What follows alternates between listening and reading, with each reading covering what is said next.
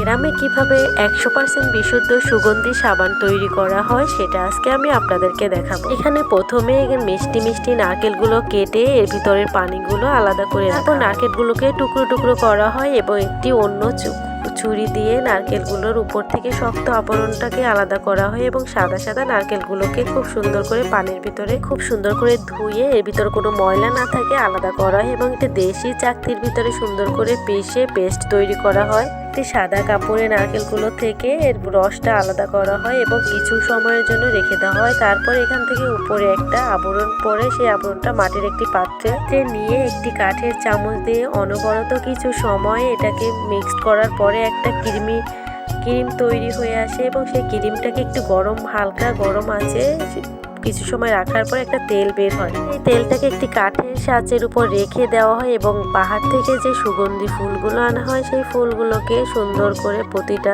সুগন্ধি ফুলগুলো সেই তেলের উপরে রাখার পরে এখান থেকে কিন্তু খুব সুন্দর একটি সুগন্ধ বের হয় যেটা একদম সাবানের সাথে মিশে যায়। পর এখানে রেশমগুলোকে সুন্দর করে কেটে এর ভিতরে পোকাগুলো বের করে নিয়ে গরম পানির ভিতরে দিয়ে এটাকে সিদ্ধ করা হয় এবং যখন এটা পুরোপুরি মিশে যায় তখন সেই ফুল মিশ্রিত তেলের উপরে পুনরায় এটাকে ঢেলে দেওয়া হয় এবং ফুলগুলো এখান থেকে আমরা তুলে নিলাম।